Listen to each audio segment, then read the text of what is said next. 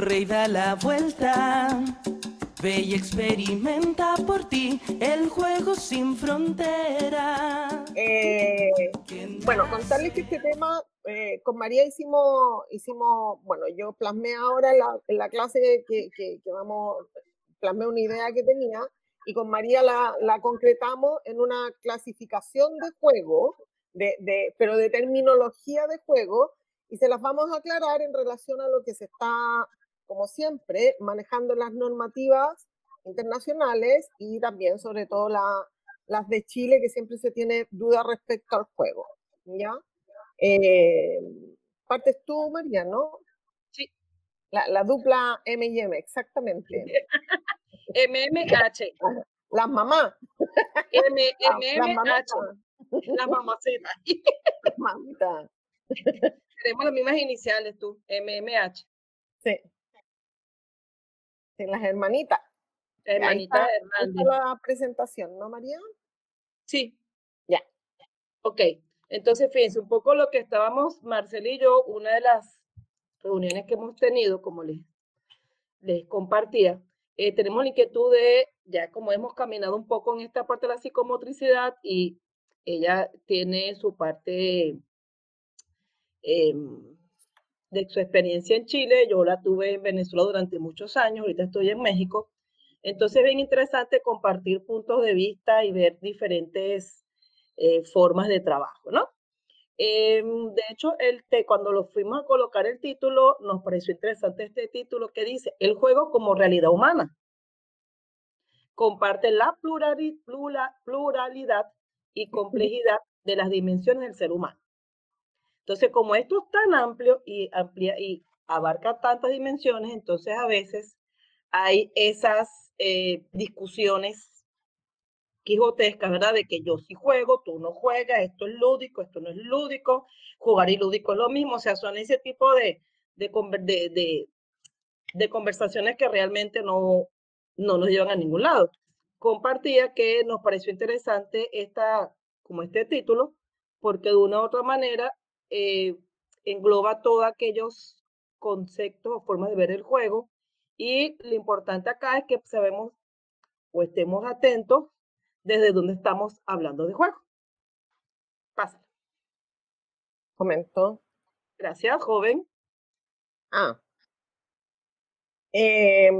María y yo hemos estado siempre en lo científico también, ¿ah? No solo por el máster, sino que por otras instancias. Entonces, acuérdense de buscar artículos tanto de María como mío en la en la revista chilena de psicomotricidad o en la revista iberoamericana de psicomotricidad. Pero además María tiene su libro, que está en Amazon, ¿no, María? Sí. Y el mío también, que está en Amazon. Ya estamos con ebook para facilitar la venta, digamos, porque en físico está muy difícil en estos últimos tiempos. ¿Vale? Sí, está más en el envío que en el libro realmente. Sí, sí.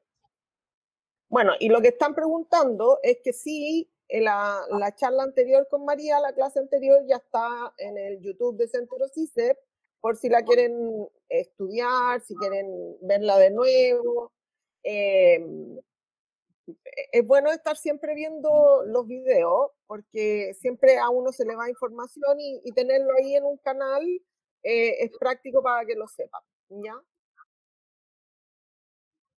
Ya. Dale, María. Entonces, comenzamos a revisar bibliografía, a ver conceptos de juegos que nos permitieran ver esa pluralidad. Entonces, una de estas que nos gustó fue este autor que es de 1980, que dice, el juego es tan paradójico como difícil de definir.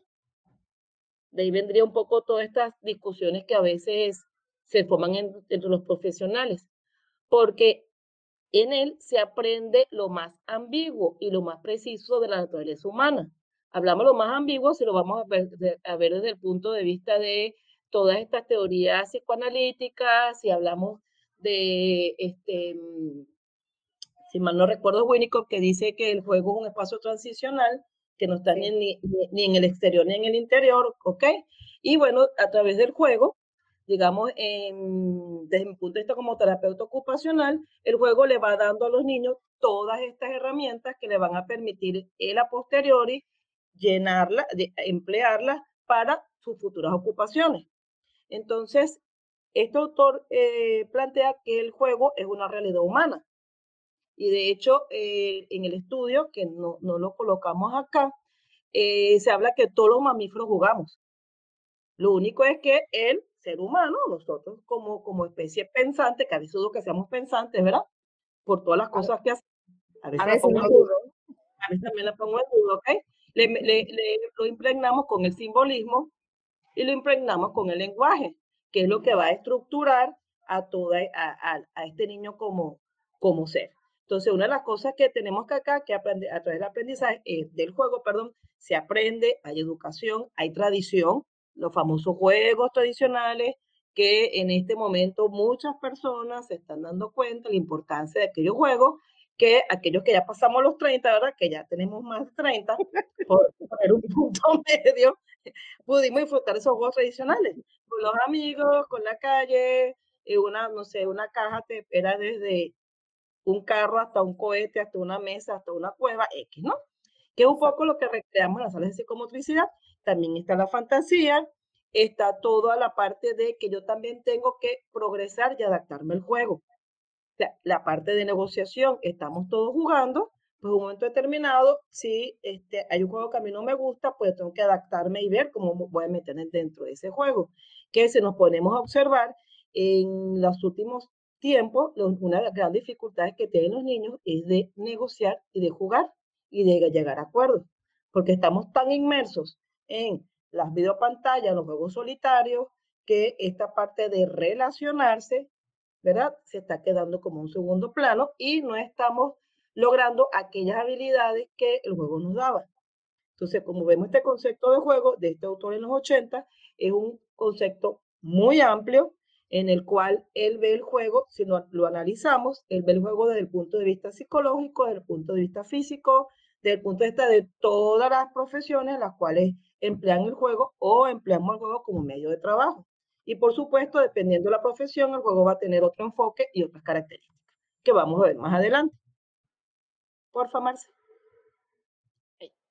Ok, después tenemos otros elementos que consideramos que eran interesantes referirnos al juego de este autor, que es uno de los pilares que hablan del juego como tal. Él dice que el juego es una conducta humana y forma parte del comportamiento humano. Entonces, si forma parte de mi comportamiento humano, si el juego me define a mí, entonces aquellas personas que trabajamos con juego tenemos que estar claros las características del juego, los tipos de juego y cómo va a variar el juego dependiendo del contexto en el que estemos trabajando y cómo va a evaluar las estrategias o la forma en que va a planificar el profesional el juego. Porque cada profesional va a crear su estrategia de intervención dependiendo de la finalidad que está buscando.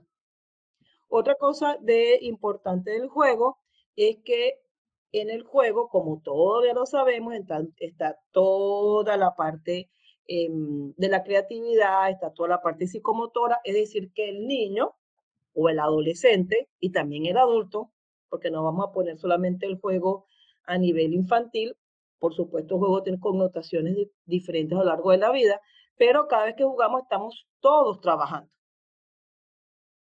Está trabajando toda nuestra parte cognitiva, nuestra parte social, nuestra parte motora, la parte de los sentimientos y las emociones. Y toda esta información o todas estas destrezas o características que tiene que tener el niño es la que va a poner, valga la redundancia, el juego lo va a poner en juego. Entonces, por ejemplo, cuando yo evalúo a un niño, a mí me da más información muchísimas veces el juego espontáneo o el juego libre que pasar una planilla de valoración o pasar un formato de valoración, porque yo coloco el material y dependiendo de las habilidades, destrezas, conocimientos que tiene este niño va a actuar con ese material. Entonces, a lo mejor yo pongo un test o un cuestionario, que hablamos en el encuentro anterior, el cual tiene que tener ciertos ítems, el cual yo manipulo en el buen sentido de la palabra la prueba, le estoy dando un contexto al niño para que él trabaje. Pero en el juego, si yo lo pongo a jugar a él y le pongo los materiales, él tiene que ver cómo se organiza. Entonces, cuando jugamos, estamos nuestra integridad puesta en juego, que eso es algo fundamental cuando queremos ver el valor que tiene el juego en los niños. Otro de los elementos importantes aquí es que para jugar hay que pensar, querer y hacer.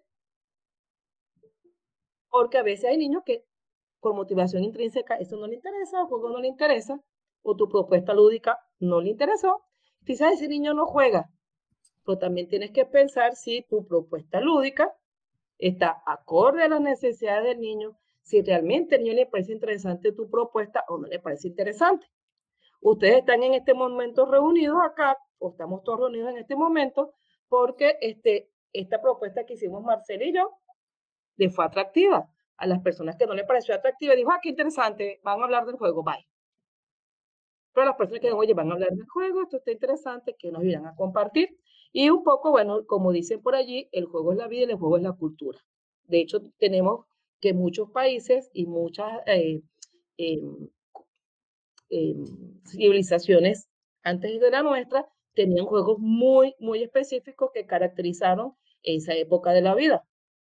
Entonces el juego, se lo hacemos un gran resumen, el juego es parte de los mamíferos y la diferencia entre el juego entre los mamíferos y nosotros es que nosotros le colocamos el lenguaje para humanizarlo, le ponemos la parte simbólica y todos estos elementos que los mamíferos no los implementan en el mismo.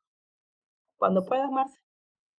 Y bueno, también nos pareció pertinente tomar conceptos de juego de diferentes autores. Entonces tenemos uno que dice, el juego es una actividad generadora de placer, no se realiza con finalidad exterior a ella, sino por sí misma.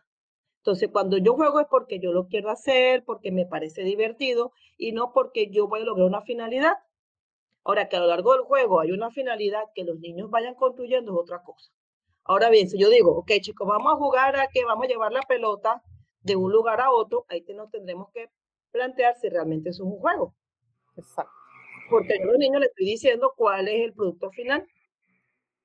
Por ejemplo, en una sala de psicomotricidad nosotros colocamos los materiales y los niños van a jugar como ellos quieran, no hay ninguna finalidad. Nosotros hacemos la propuesta de material y vamos a ver qué va saliendo y vamos acompañando. Luego tenemos otro que dice que la actividad lúdica contribuye a la educación, proporciona la fuerza y las virtudes que permiten hacerse a sí mismos en la sociedad. O sea, cuando los niños van a jugar, que ya lo habíamos comentado, ellos tienen que interactuar, tienen que seguir normas, tienen que seguir pautas, tienen que seguir leyes. Y más adelante vamos a ver cómo este autor de origen francés, él divide el juego según la interacción social, en unas diapositivas más adelante. Luego tenemos que, bueno, ya este otro autor dice que el juego es la manifestación de una libre espontaneidad y la expansión de una actividad en expansión. ¿Qué quiere decir eso? Yo cuando comienzo a jugar, juego por motivación intrínseca. Juego porque quiero jugar, porque me es divertido. Pero si vemos a los niños jugando, ellos, a medida que van jugando, van construyendo la historia. Y de repente es una historia que a medida que va avanzando, va tomando por otro camino y no el que pensaba inicialmente el niño. A mí me ha pasado cuando terminamos sesiones de psicomotricidad, que hacemos la representación, el ritual de salida. A ver, chicos, ¿qué les pareció el juego? Ay, María, vamos a comenzar a trabajar, que vamos a ir al mar a pescar unos pececitos. Pero fíjate, al final terminamos en un castillo con tiburones. Oh, qué interesante. Porque ellos a medida que van trabajando, ellos van creando su historia hacia donde quieren ir. Y por último, tenemos que el juego se sitúa, como les comentaba, en la intersección entre el mundo exterior y el mundo interior, que es lo que llama Donald Winnicott el espacio transicional.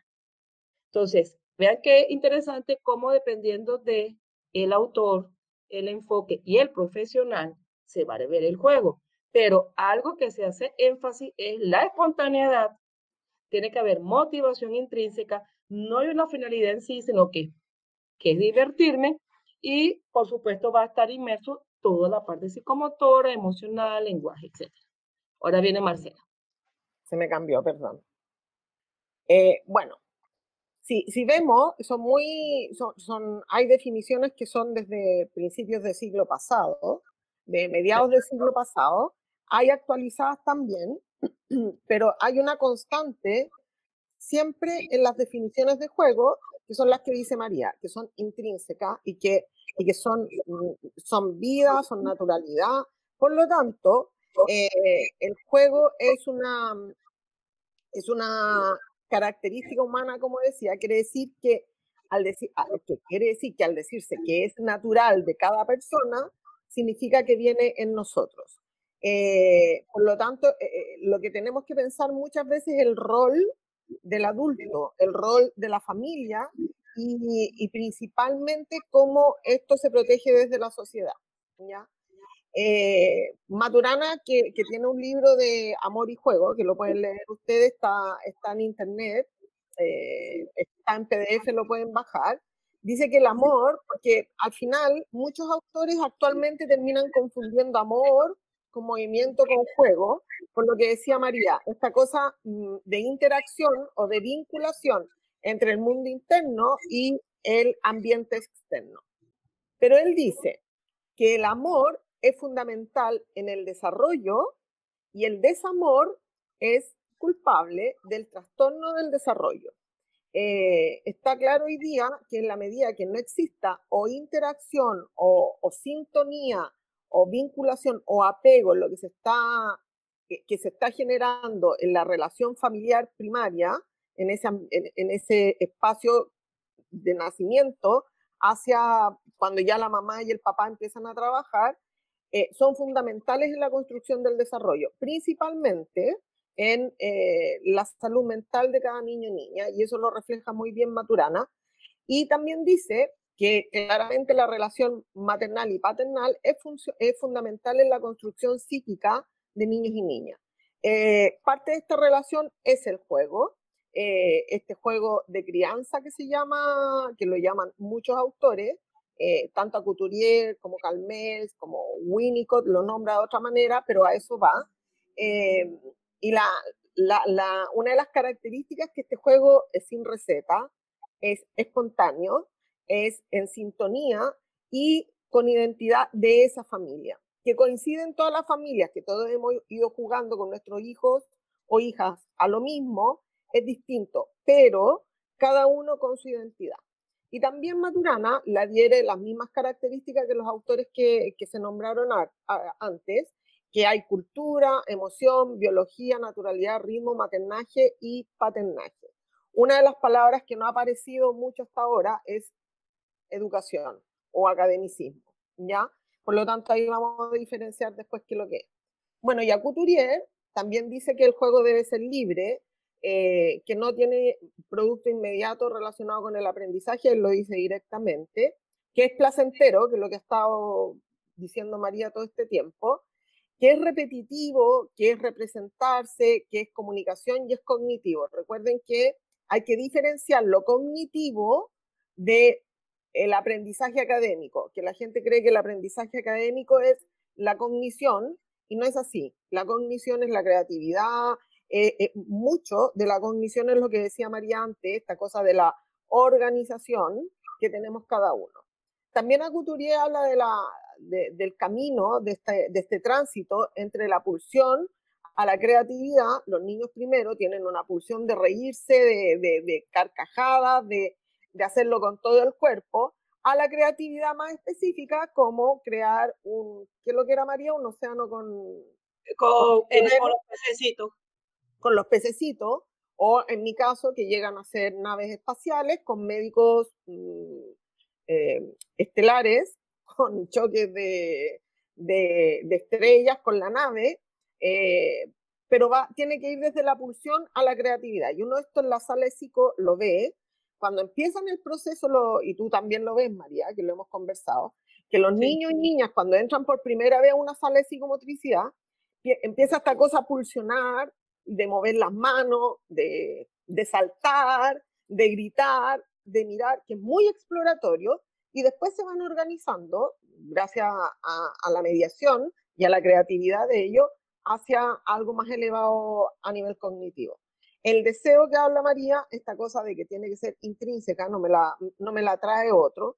Hay proyectos y es donde actúan las fantasías, que también lo estaba diciendo delante, y que esto hace al juego también muy terapéutico en muchas instancias. Y muy particular. Sí. Y, o sea, Claro. a veces que entramos como en la comparación, ¿no? Este niño de 2 años juega de esta manera y este juega de esta manera. Entonces, es que este es más organizado que este, o este es más desorganizado, o este más no. O sea, cada quien lo va a organizar desde donde está. Entonces, esta parte de generalizar que todos tienen que jugar de la misma manera, que todos tienen que organizar de la misma manera, yo he visto a lo largo del tiempo que es una como de las grandes hándicas que ponen los profesionales, que me dicen, no, es que a los 2 años él tiene que organizarse de esta manera, pues se está organizando de otra manera que está permitiendo jugar. Exacto. Entonces a veces tener, como dices tú, esa receta de que esto tiene que ser de esta manera, lo que hacemos nosotros como los profesionales que acompañamos al juego es, en vez de apoyar a este niño, lo que más bien lo que estamos haciendo es mermando su capacidad de creatividad. Exacto. Y si un niño te dice a ti que no sé, que se puso la capa en la cabeza y que eso es una corona, pues, qué bien es una corona. Otros te dicen, no, no es una corona porque le falta unos, le dijo una maestra. No, porque le falta uno, digo, le falta la forma de corona. Digo, no, para él eso es una corona. Exacto. Él en el juego puede hacer lo que él puede representar, que esa tela es la corona y punto. Y también un poco nosotros respetar esa parte. Exacto, y también esas fantasías que tienen los niños, los miedos que tienen, las aprensiones que tienen, las dudas que tienen empiezan a aparecer en el juego, y por eso los adultos que están trabajando en esa área tienen que estar tan bien preparados, porque además, que lo vamos a ir diciendo durante todo el tiempo que nos conozcan con María, el que algo vaya desde la pulsión a la creatividad, que tenga etapas, como decía María, que sea un espacio transicional el juego entre mi yo y el espacio, significa que estamos hablando de un factor que es del desarrollo, el juego, y no una técnica pedagógica. Eso también tiene que estar claro. Por ejemplo, en el caso de María y yo, la psicomotricidad es una profesión de la salud, no de la educación. Y eso hace un poco la diferencia también. ¿Ya? Por eso hay que formarse para cuando uno habla de juego libre, es de la técnica que hable. Si tú vas a hablar, que tiene los mismos conceptos, el movimiento libre, por ejemplo, desde la técnica de Amy Pickler, te tienes que formar, porque pasa esto en los niños y niñas cuando se mueven y cuando juegan. ¿Ya? Bueno, ahí. Lo mío, típico, desde la normativa, hoy día el juego, y dice claramente juego y actividades culturales. Es un derecho infantil, por lo tanto, al ratificar, y voy a ser siempre insistente en esto, al ratificar Chile y los países que ratifican la Convención de Derechos Infantiles, quiere decir que se comprometen a garantizar que niños y niñas jueguen. Bueno, además tengan actividades culturales, de esparcimiento, etcétera, etcétera. El juego, al ser un derecho, como decía María delante, si no se les otorga el espacio, si no se promueve, se comete una vulneración de derechos. ¿Ya?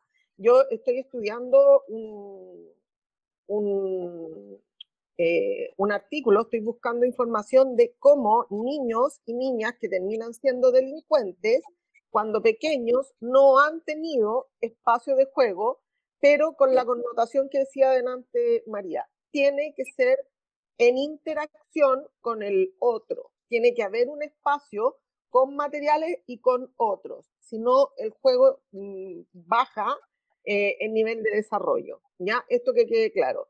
Todos aquellos colegios que no propicien el juego están cometiendo una vulneración de derechos y eso tiene que ser súper claro. ¿Ya? Y aquí les hicimos esta tabla con María, que la vamos a ir explicando entre las dos. Primero, el diferencial, bueno, se habla de juego libre, se habla de juego espontáneo, evolutivo, no sé si hay alguna otra palabra con la que ustedes conozcan juego, pero todos van hacia lo mismo, ¿ya? A ese juego que es un derecho infantil y que es considerado como un factor del desarrollo y que en general permite el acceso al simbolismo, que es lo que decía María, y que lo vamos a mostrar en un Power que queda muy claro, la diferencia entre actividad lúdica y juego libre, ¿ya? Tiene características que ya María ha ido nombrando, que es natural, es intrínseca, viene desde la carga entonces filogenética, así como viene la necesidad del amor también, y de la interrelación, promueve el desarrollo infantil, es evolutivo, quien juega lo gestiona. Esto tenemos que tenerlo muy claro, porque para permitir que otro gestione algo, como adultos, tenemos que tener ciertas características, ¿ya? Favorecen la infancia, la autoconfianza, la autonomía y la formación de la identidad. Y esto incluso lo dicen instrumentos ministeriales en Chile, sobre todo en relación a la psicomotricidad. El símbolo lo genera quien juega, no lo genera el material, lo genera la mente, el proceso mental de pensamiento, de emoción de cada niño y niña que juega, ¿ya? Se genera primero en la familia, en esta construcción de vínculo y apego que yo le decía, en estos juegos de crianza que seguramente todas las que han sido papá y mamá acá han tenido el está, no está, el mecer, el hacer el avioncito, esconderse, correr, todos esos juegos que pasan muy entre los adultos y los niños y niñas hasta más o menos 1 año, 8, 2 años. ¿Ya? Ese sería el juego libre, espontáneo, voluntario, evolutivo, como quieran llamarlo. ¿Ya? Está la actividad lúdica, que vale la pena decir que esto de juego libre y actividad lúdica está diferenciado y definido en las leyes chilenas. Y María usó también una que se puede poner acá también María, es la propuesta lúdica, ¿ya? Que va desde el adulto. En general, es una actividad donde se busca lograr un objetivo de aprendizaje académico o terapéutico, pero nace desde la propuesta del adulto, porque el adulto necesita cumplir ciertos objetivos. El diseño de la actividad corresponde a todo un grupo o individual con o sin conocerlos, ¿ya? Mucha gente programa actividades lúdicas, ya sea en asignaturas como matemática, lenguaje, educación física, da lo mismo, pero incluso se llegan a planificar sin conocer a niños y niñas, ¿ya? Y claramente es un instrumento pedagógico y también podríamos hablar que de muchos terapeutas. Por lo tanto, este juego, ambos juegos deben estar en la línea evolutiva de cada niño, uno y niña, porque uno corresponde al desarrollo y el otro corresponde al aprendizaje, al cumplimiento de objetivos. Por lo tanto, deben estar ambos, pero ambos son diferentes, ¿ya? Lo que sí se pide es que las actividades, estas propuestas o actividades que se plantean, sí sean lúdicas, porque deben ser cercanas a niños y niñas. Entonces eso facilita la adquisición de ciertos aprendizajes, ¿ya? También, un poco retomando lo tuyo, lo del juego funcional es intrínseco a la raza humana. Y si te pones a ver, todos mecemos a los niños, todos en algún momento le comemos los pies porque están muy ricos, etc.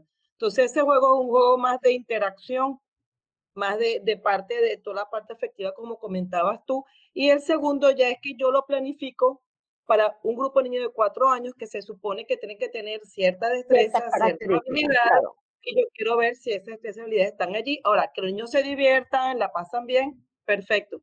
Pero realmente no están jugando, están participando en una actividad lúdica que el adulto previamente ya sacó y desarrolló. Y lo que tú decías del adulto como mediador, hay que estar formado, por eso son las formaciones personales en vivo, para que, en vivo en el sentido de que estamos allí todos en un salón, ¿verdad? No online.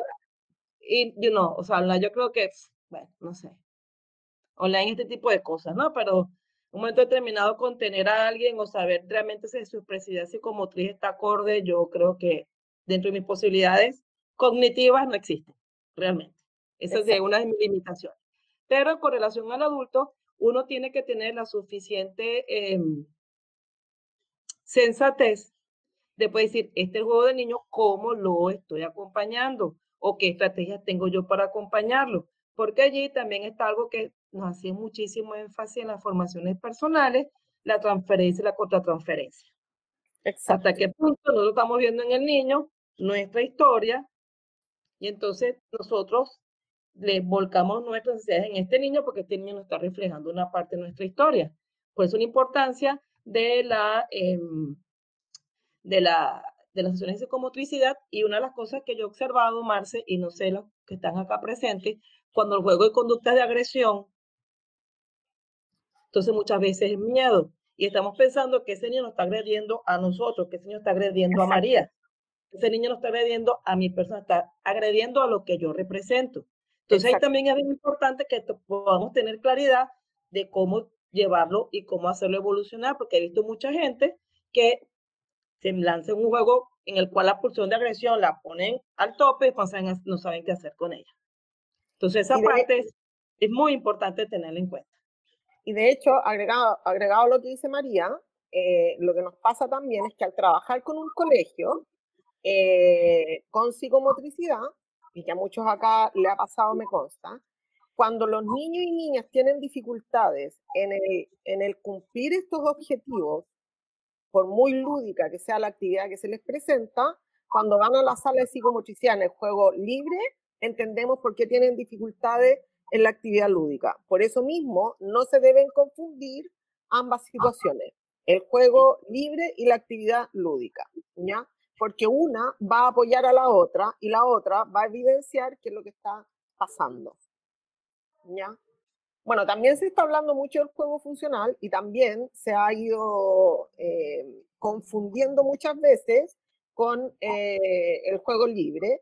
El juego funcional está dentro de las actividades lúdicas también, ¿ah? Porque se juega mucho con material que ya tiene el símbolo, como por ejemplo los juguetes. Es decir, si un niño o niña ve un juguete, un autito, va a jugar con la función que tiene ese auto, que es un auto, que hace ruido y va a hacer, que no es lo mismo a que tome un pedazo de madera y él lo imagine como un auto y le dé características de auto. Claramente son dos propuestas distintas y que los juguetes cumplen mucho esa función. O juegos como el ludo, como el memorice, etc. Ahora, este juego es muy importante, pero siempre pasa que los papás y las mamás en Navidad, cuando le regalan algo a los niños o niñas, o sea, el viejito pascuero, se termina diciendo, terminó jugando con la caja más que con el regalo. Y con solo ese hecho deberíamos entender cuál es más significativo para niños y niñas, ¿ya? Y eso es el juego funcional, porque yo coloco mi yo en el juego libre y en el juego funcional lo coloca el símbolo, el juguete o el material, ¿vale? Y también mucho se está ocupando hoy día, o sea, hace años, el juego como ocupación. María, ¿lo explicas tú? Ok, bueno, si partimos de la terapia ocupacional, digamos, yo soy licenciado en terapia ocupacional y nosotros partimos de la ocupación, ¿verdad? La ocupación son las actividades significativas para las personas. O sea, nosotros nos involucramos en aquellas actividades que a nosotros nos interesan, que son relevantes, etc. En el caso de niños tenemos que hay tres ocupaciones que son importantes: el jugar, la independencia personal y la escuela. Cuando es un niño, tú vas a la escuela a trabajar, sí, porque ese es su trabajo. ¿Ok?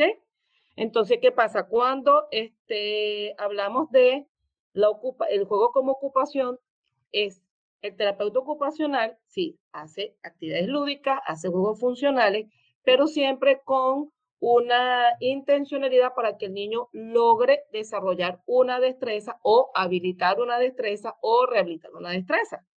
¿Ok? En el caso, cuando yo hice la maestría, yo tenía una gran confusión, porque yo decía que yo hago psicomotricidad, o sea, y eso yo lo hago. O sea, yo desde mi trabajo yo hago psicomotricidad. Cuando comencé a estudiar más la parte de psicomotricidad, dije, no, yo no hago psicomotricidad. De hecho, una de las cosas que estoy trabajando ya hace muchos años es tomar la psicomotricidad como un marco de referencia. Los que estén aquí como terapeutas ocupacionales sabemos que tenemos modelos y marcos de referencia. Los modelos son innatos de la terapia ocupacional y los marcos de referencia son todas aquellas disciplinas que nos nutren como terapeutas ocupacionales. Entonces, cuando hablamos del juego como una ocupación, sí, porque le estamos habilitando o rehabilitando habilidades o destrezas que este niño no presenta para que él esté apto para desarrollar su ocupación, que es jugar. Porque un niño que no sepa, un niño que vaya a la escuela y le vaya mal en su salón de clase, bueno, él lo lleva llevadero. Pero un niño que vaya a la escuela o quiera jugar con sus amigos y lo deje en un lado porque él no sabe jugar, porque él no está apto para jugar, pues eso le duele más que, digamos, su área académica. Porque ¿cómo es posible que no lo dejen llorar? ¿Cuántas veces hemos visto un niño que dice, que no me dejan jugar! Y a lo mejor un niño que no tiene muchas habilidades, está jugando el fútbol y el resto de los compañeros saben que si juega fútbol o béisbol, si lo meten en el equipo van a perder, por decir algo. Entonces, cuando hablamos de terapia ocupacional, hablamos de la ocupación, tenemos que ver el juego como un gran eh, eh, momento que nos permite crear estrategias de las que en ese momento sean necesarias para que el niño logre estas habilidades o tenga la habilita o rehabilita, ¿verdad? Que son los dos elementos. Hablamos de habilitar cuando la función no está y nosotros damos la estrategia para que aparezca la función y hablamos de rehabilitar cuando hubo la función y se perdió. Entonces, desde el punto de vista de terapia ocupacional, entonces vemos el juego dentro del modelo de ocupación humana, que es la parte de ejecución, la parte volitiva, la parte de motivación, y tenemos que fundamental es tomarlo como desde la motivación intrínseca. Si realmente este niño quiere jugar o no quiere jugar. Entonces, perdón. Cuando hablamos de juego como ocupación, tenemos que verlo como esa parte y no generalizarlo, que por ejemplo en psicomotricidad no se puede hablar de juego porque no es porque el juego pertenece a la terapia ocupacional. Como ya vimos en las diapositivas iniciales, vimos definiciones de juegos de Winnicott, definiciones de juegos de diferentes profesionales que lo definían. Entonces no podemos decir que el juego pertenece solo a una disciplina. Lo que tenemos que tener claro es qué tipo de estrategia y el por qué y para qué estamos jugando. Y sobre todo pensando en que el juego como ocupación lleva a niños y niñas a una futura, igual presente, inclusión y cumpliendo una ocupación o un rol dentro de la sociedad presente o futura. Que por eso María habla de habilitar y rehabilitar. Y de ahí la importancia, sobre todo con niños y niñas que tienen mayores dificultades. ¿Ya? Bueno, y está este nuevo término también, la gamificación, que ha venido, a ver, primero no voy a dar opiniones tan personales hoy día, ya, porque siempre termino diciendo cosas, pero lo que busca es ser un tipo de aprendizaje que busca mejores resultados, quiere la mejora en aprendizajes y habilidades, como siempre direccionadas al aprendizaje de contenidos escolares, solamente, ¿ya? La gamificación, cuando uno lo estudia, dice, uy, después que han leído todo esto, dice, hay que darles un premio, porque descubrieron algo que nadie se había dado cuenta. Que efectivamente hay actividades, o que lo lúdico o que el juego, ambas, te preparan a una habilitación hacia el aprendizaje, hacia la inclusión, hacia puntos importantes del ser humano, ¿ya? Pero son técnicas más mecánicas y son dinámicas que tienen como origen el juego, pero es una metodología docente, pero también busca la motivación y compromiso estudiante. Entonces, al día de hoy, la gamificación está muy relacionada hacia la tecnología y hacia la producción. Una de las palabras que complica mucho que tiene la gamificación es la producción. Yo creo que aquí hay que tener mucho cuidado con tomar que el ludo o los naipes, los juegos de naipe, de carta, o que juegos tradicionales son gamificación, no confundamos, porque en ningún caso ni el juego como ocupación, ni el juego funcional, ni la actividad lúdica, ni el juego libre buscan la producción. porque literalmente lo están direccionando a niños y niñas, sobre todo a este tema de la tecnología.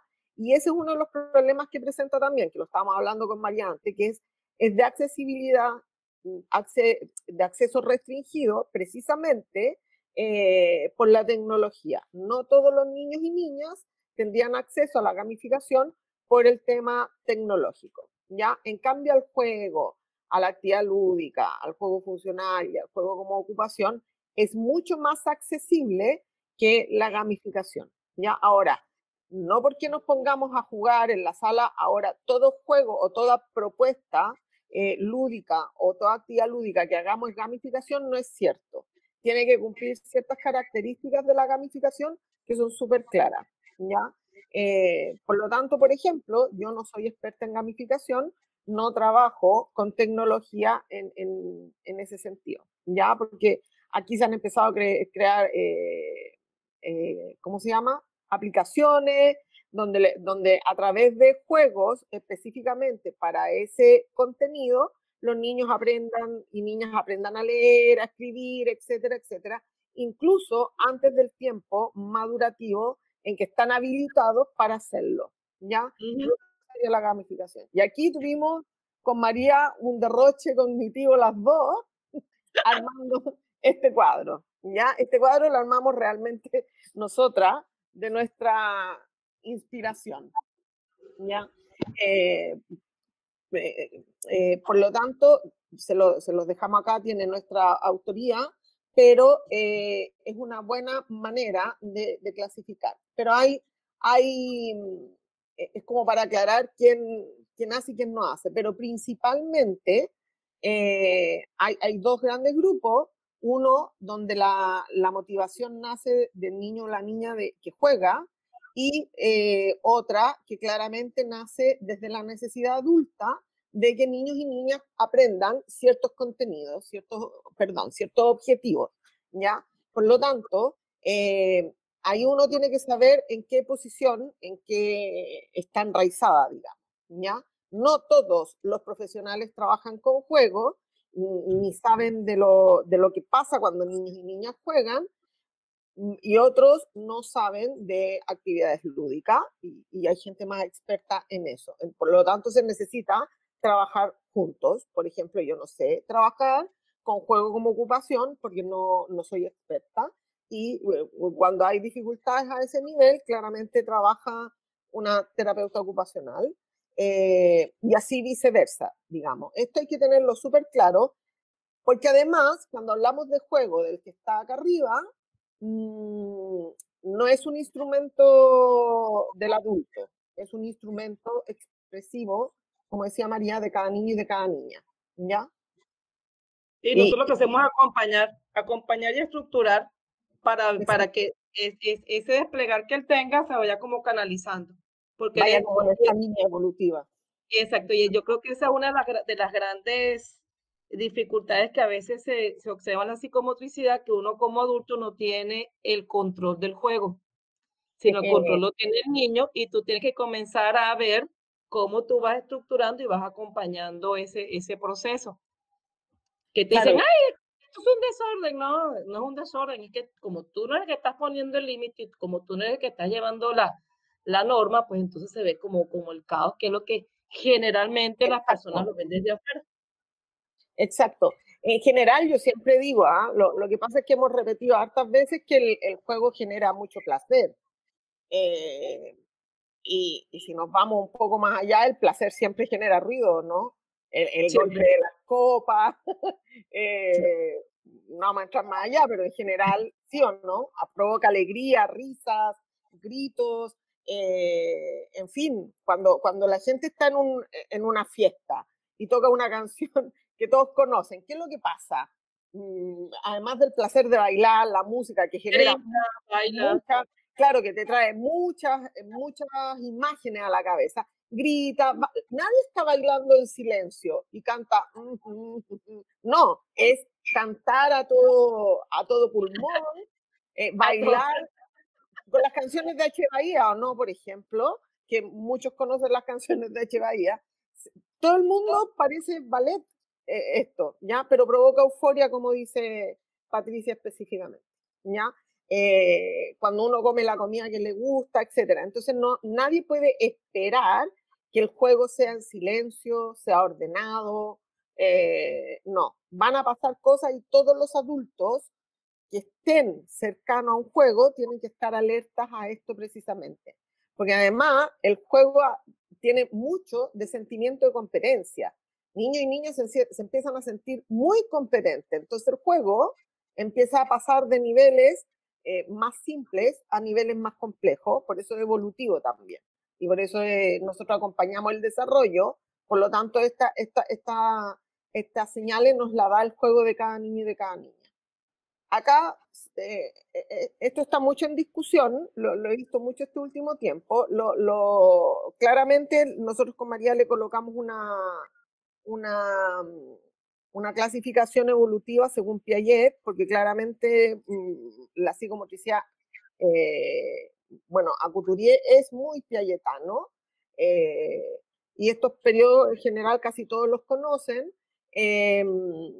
pero además coinciden con lo que nosotros evaluamos con María en la batería de Da Fonseca, y que después nosotros no trabajamos ni tono, ni equilibrio, ni lateralidad en la sala de psico, pero sí lo vemos en la sala, el despliegue tónico, de equilibrio, etcétera, pero su creatividad está en la historia de juego que está construyendo, ¿ya? Está el juego sensorio-motor, el juego simbólico, el juego de reglas. Estas son edades de acceso, ¿ya? Por favor, en ningún caso las etapas evolutivas significa que cuando pasan a otra, por ejemplo, cuando tienen acceso a la etapa simbólica, dejan lo sensorio motor de lado. No, lo sensorio motor es base y habilita a niños y niñas a lo simbólico. No a todas ni a todos, porque sí hay dificultades que no llegan a un símbolo tan alto, y desde el simbólico se accede al de reglas, ¿ya? En cada etapa, según lo que plantea Da Fonseca, está también en auge el desarrollo del tono y el equilibrio, por ejemplo, en lo sensorio-motor, en el simbólico, la lateralidad, conocimiento de cuerpo, espacio-tiempo, y en el de reglas, la praxia global y la praxia final. Pero además, en el sensorio-motor hay un juego mucho más solitario y en paralelo. En cambio, en el simbólico hay un juego más paralelo y compartido. En cambio, en el de reglas ya hay una organización y un carácter social total del juego. Se necesita lo otro para poder estructurar reglas y poder jugar entre dos o más, ¿ya? Espera, que Javiera está preguntando si la gamificación y el juego como ocupación son alguna variedad. Sí, son diferentes matices de la actividad lúdica para cumplir cada uno objetivos, porque claramente el juego como ocupación cumple objetivos distintos a las actividades lúdicas, a la gamificación, digamos. La gamificación va hacia el aprendizaje y el juego como ocupación va hacia la inclusión de niños y niñas que tengan mayores dificultades. Entonces, el objetivo es distinto. Fíjate, el juego como ocupación, tú haces un análisis de actividad. Claro. O sea, tú tienes el juego como tal y después tú ese juego ves cuáles son las tareas, cuáles son las operaciones, cuáles son los pasos, qué se requiere para cada uno de esos elementos y tú cómo vas a montar las estrategias. En cambio, la gamificación va directo al contenido escolar, directo. La suma, la resta, la escritura, la lectura, etc. Y en esta parte que está comentando Marcela, también digamos lo que decía, los tiempos son relativos, o sea, son puntos de referencia, y un momento determinado, si tenemos un niño que tiene 7 años y nos está haciendo un juego sensorio-motor, y nosotros hemos como habilitado ideas para que llegue al reglado y se queda en el sensorio-motor, tú dices, ok, aquí este niño está totalmente desfasado de su edad cronológica, aquí qué puede estar pasando. Entonces, los niños pueden ir de un juego arreglado a un juego sensoriomotor o un juego simbólico, o sea, no es que llegó arreglado y se lo dan los demás, sino que siempre va a estar ese ir y venir. Lo que sí tenemos que tomar en cuenta es que dependiendo de la edad, uno de los juegos es el que debería de prevalecer y la forma de relacionarse. Entonces acá tenemos 3 posibilidades de evaluación, incluso. Una evaluación de juego, una evaluación más psicomotora y una evaluación más vincular, ¿ya? Ya en este cuadro tenemos 3 tipos de evaluaciones, observaciones que podemos hacer con niños y niñas, ¿ya? Entonces, yo acá les puse a alguien, porque María y yo jugamos con esto, ¿ah? Sí, que pasamos los 30. Sí, lo dijimos cuando pusimos la foto. Ay, perdón. Entonces, acá podemos claramente diferenciar lo que es el juego libre, que te da acceso a lo simbólico, y la actividad o un juego más funcional, donde el juguete o el material te da el símbolo, ¿ya?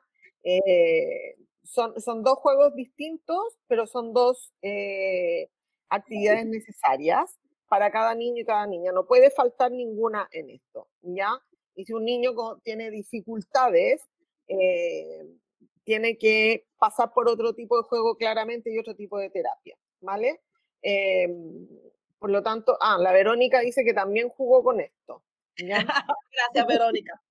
Entonces, Sí. fíjate, Marcela decía que ella con este niño que está haciendo de carro, y para mí esto era una nave espacial porque yo quería ser astronauta. Para mí Y era después, una máquina que enrollaba y desenrollaba y molía cosas. por eso, entonces, digamos, cada quien lo trabaja desde su motivación. Exacto. Bueno, acá claramente también hay una instancia de juego libre con materiales que seguramente niños y niñas eligen llevar a la plaza. Y acá vemos un circuito que es una actividad lúdica, pero en ningún caso es juego libre y tampoco, por lo tanto, es psicomotricidad, ¿ya? Hay varios espacios de juego libre, ya mencioné, por ejemplo, la familia, en esa identidad familiar íntima, esa es una. Otra, la plaza, es otra instancia de juego libre donde claramente el adulto, y se puede ver, los adultos que aceptan este juego están vigilando y aprovechan de sociabilizar tal vez con otras personas, pero están vigilando y están como un ente segurizador de que cuando a un niño o una niña le pase algo, van a recurrir a ese papá o a esa mamá.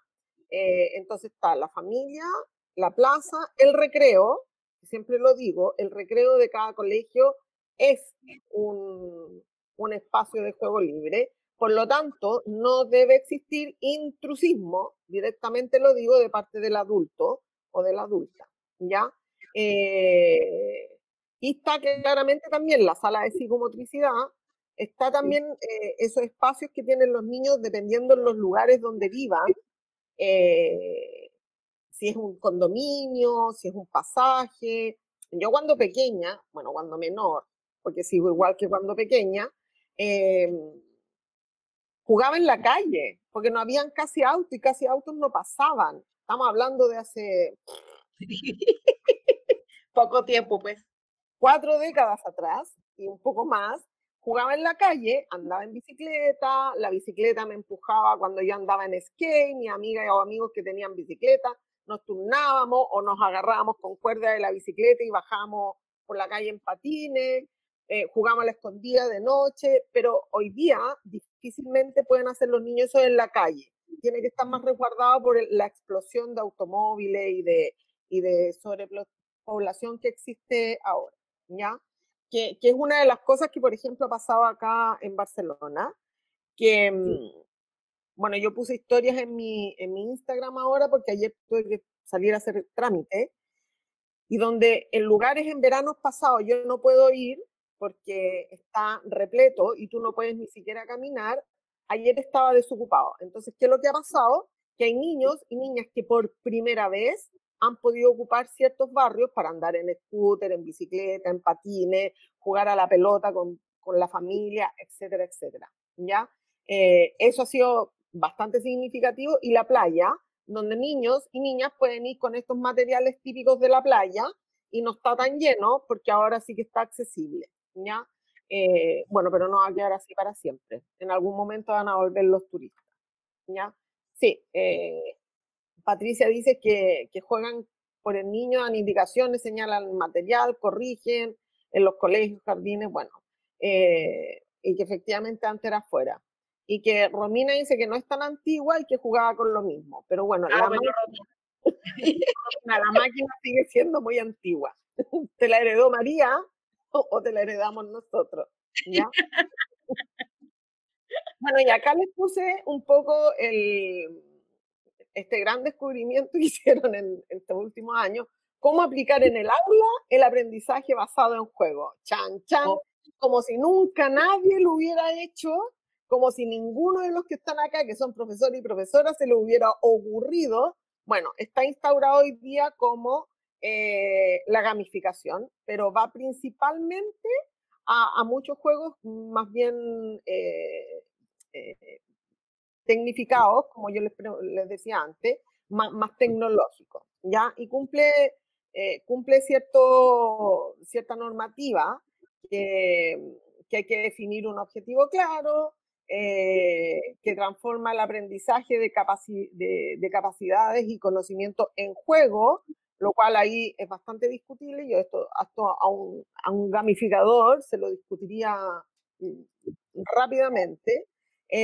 Hay que tener un reto específico, que como si el planteamiento de propuesta nunca te dieran un reto.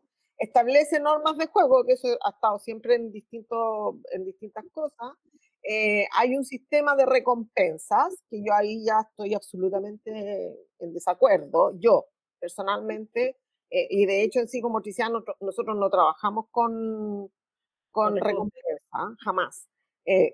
Hay una competición motivante que competir, como proponen acá, con un primer, segundo y tercer lugar, más este sistema de recompensa, no es lo mismo sentirse competente, porque para sentirte competente tú no compites con otros, sino que te superas a ti mismo, que este sistema de competición motivante que te lleva a competir con otro y va a haber un perdedor.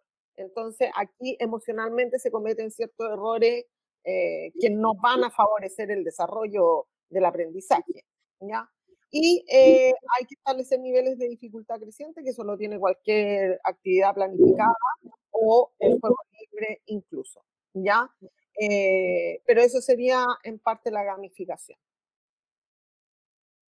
Acá también cuando uno coloca la palabra juego, o sea que estas dos palabras cuando uno coloca juego y aparece imágenes en Google para colocar fotos gratuitas sin vulnerar derechos, digamos, porque están públicamente en Internet, siempre aparece un otro. Y ese otro en general son niños y niñas.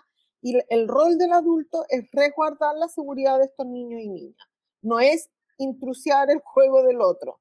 Y cuando el niño y la niña te solicitan, que es lo que decía María delante, uno está disponible, incluso para simbolizar lo que vaya a pasar en ese juego, ¿ya?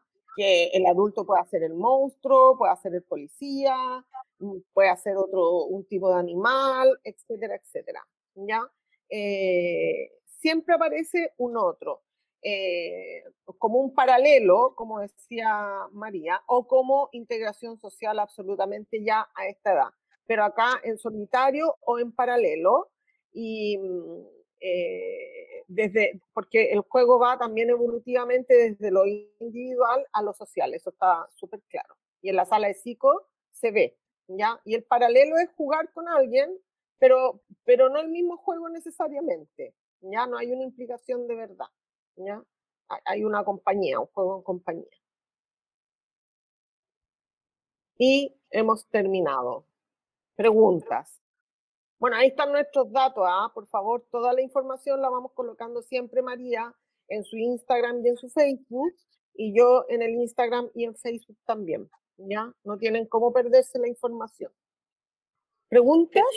Y una de las cosas que también tú estabas hablando del juego en la sala de psicomotricidad, a mí me ha pasado que hay niños que son tan inflexibles que van a jugar siempre de la misma manera porque saben que jugando de esa misma manera siempre tienen la misma respuesta, que claro. cuando yo como adulto le hago algo que está totalmente fuera como de su línea tan estructurada, entonces así como que qué locura como ella está haciendo esto, ¿no?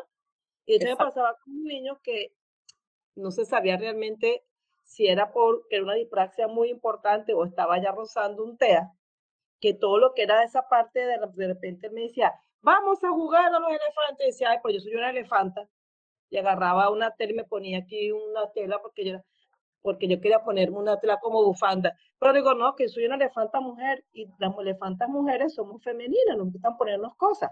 No, los elefantes no tienen nada. A ver, estamos jugando y yo jugar como yo quiero, no como tú quieres. Entonces a veces también nosotros como adultos tenemos que enseñarle a este niño otra manera de jugar, porque son juegos como tan ritualizados y juegos tan repetitivos que uno puede decir, mira, ¿sabes qué? También se puede jugar de esta manera. Entonces al final él me decía, tú siempre con tus cosas femeninas. O sea, se me decía, vamos a jugar tal cosa. Entonces buscaba una tela, buscaba algo para que te pongas un vestido. Ay, gracias. Entonces soy una jirafa con vestido. Entonces él le parecía eso como tan ilógico. ¿Por qué? Porque siempre tenía como un juego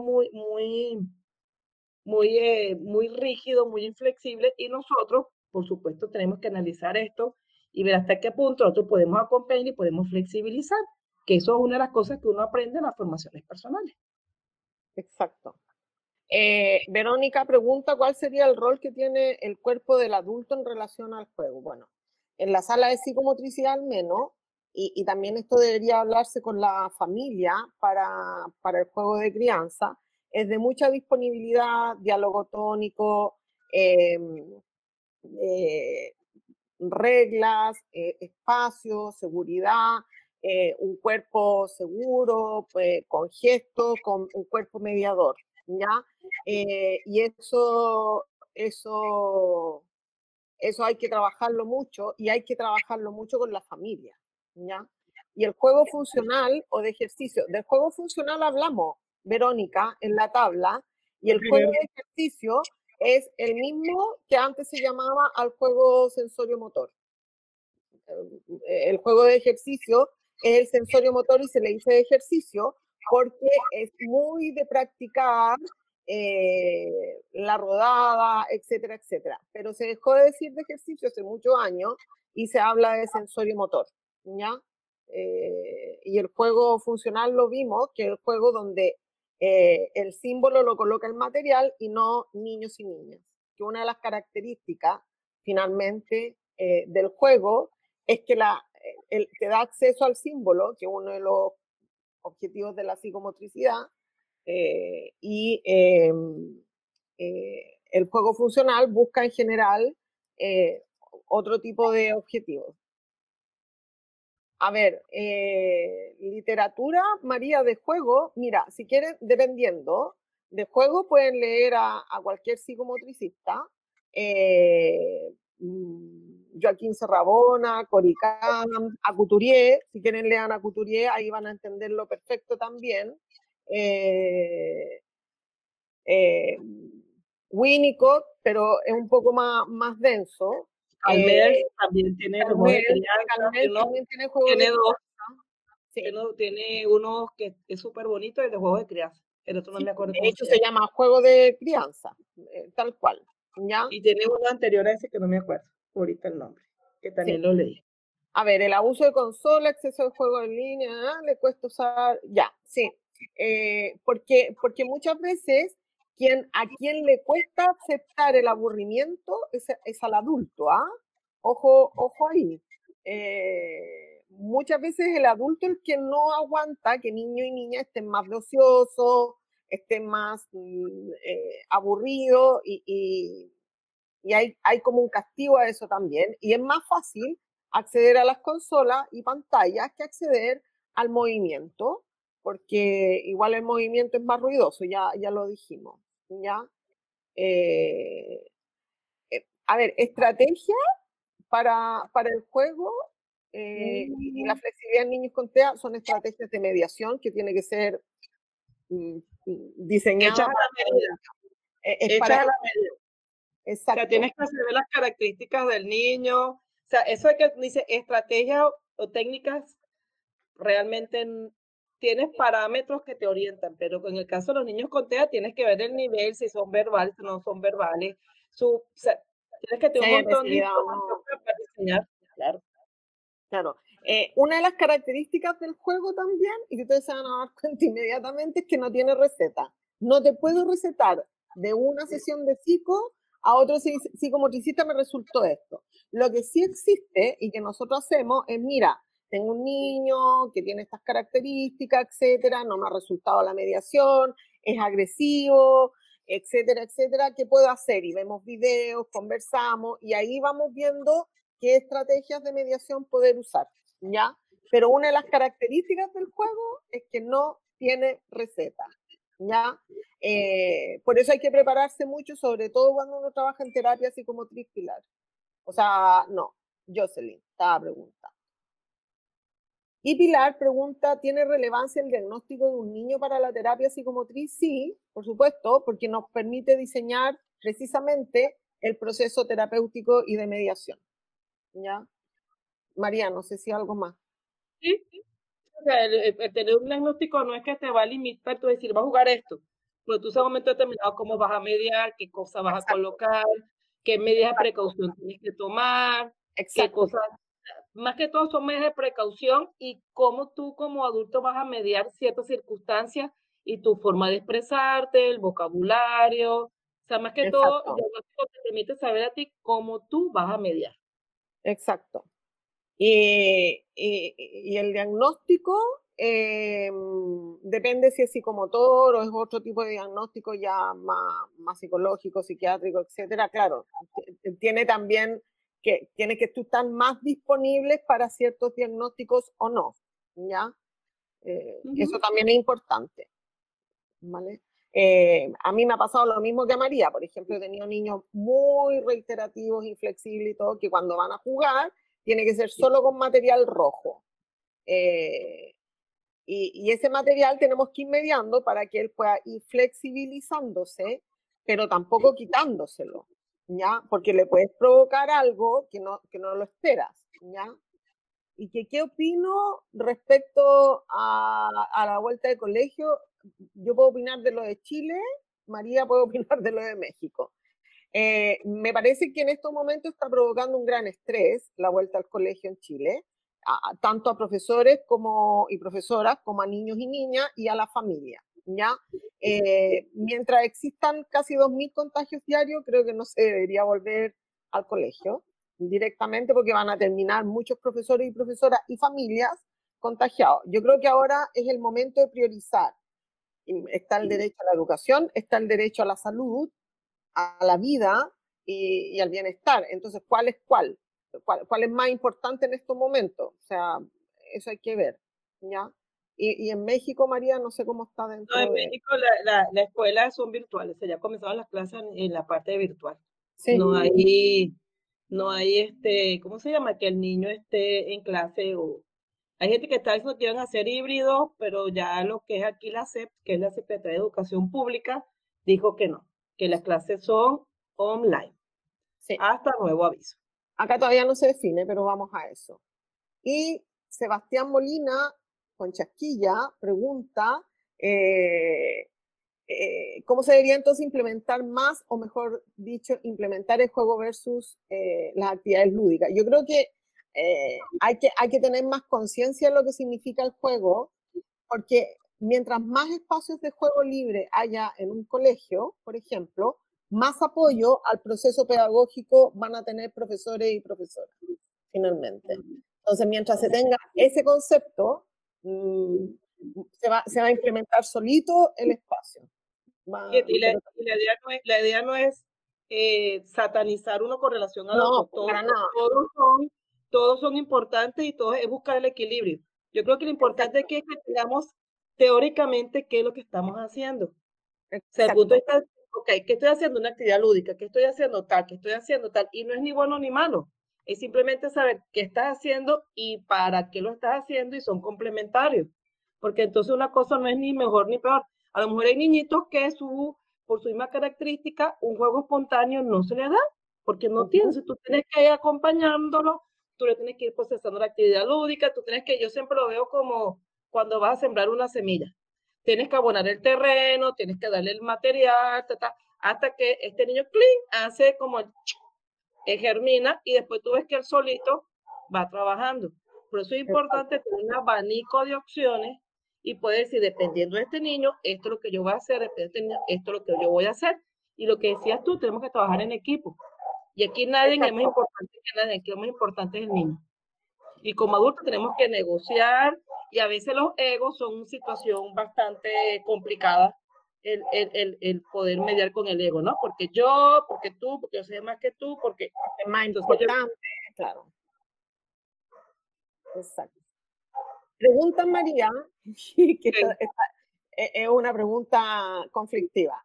¿Qué opinamos respecto a la psicomotricidad de telesesiones? Claramente es imposible dar psicomotricidad por telesesión porque tiene que ser estamos hablando de necesidades infantiles, ¿ya? Si se confunde la psicomotricidad con la entrega de circuitos, de juegos, más que son actividades lúdicas, etcétera, lo que ha pasado al final, que las familias me han ido preguntando, mira, no lo voy a llevar más a la terapeuta ocupacional, porque la terapeuta ocupacional en la pantalla está haciendo las mismas actividades que hace el profesor de educación física y el kinesiólogo y el psicomotricista. Entonces, ¿para qué o me dicen, no lo voy a llevar más a psicomotricidad? Porque entonces, y yo he tenido que explicar que lo que están haciendo no es psicomotricidad, etcétera, etcétera. Porque por la pantalla, además, la mediación tónica, la resonancia tónica se eliminan prácticamente. Entonces, es como que yo le diga a una mamá cómo hacerle acupuntura a un niño o una niña. Va a haber un accidente y no va a ser acupuntura. ¿Se lo imaginan? Que este niño necesita acupuntura, le digo a la mamá, ya, busca alfileres y le vamos a hacer igual acupuntura. Vamos a vulnerar derechos, vamos a hacer algo que no corresponde, y creo que en eso está jugando más el ego que otras cosas. Yo no estoy de acuerdo y personalmente te lo puedo decir en nombre de todo mi equipo, que no estamos haciendo sesiones de psicomotricidad online en estos momentos. Desde octubre, en el caso de Chile. ¿Ya? Se puede hacer acompañamiento a la familia, pero eso no son sesiones de psicomotricidad. Son orientaciones a la familia. De hecho, la gente que diga que hace psicomotricidad con la casa, yo la felicito realmente. Realmente la felicito también. Porque yo realmente no me siento incapaz de hacerlo.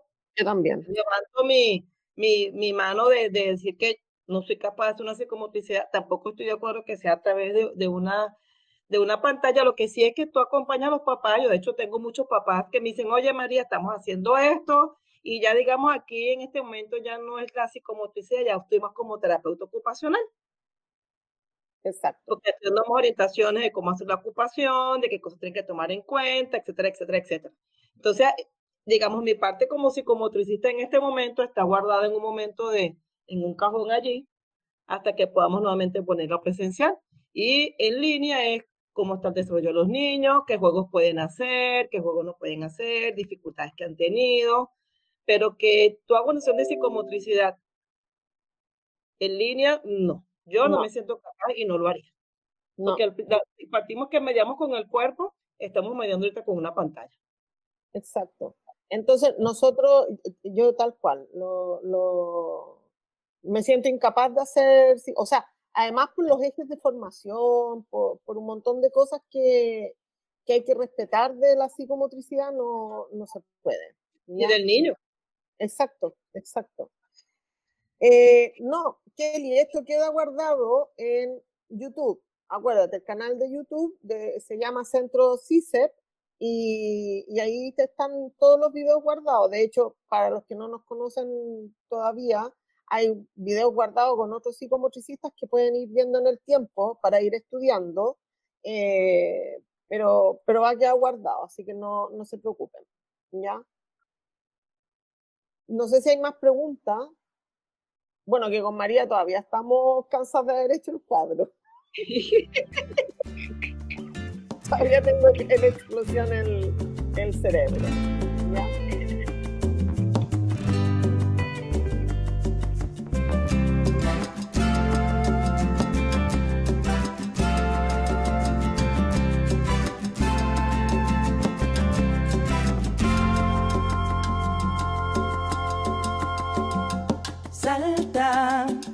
Corre y da la vuelta, ve y experimenta por ti el juego sin fronteras, que nace y que se alimenta en tu eterna imaginación, convirtiéndolo en fiesta.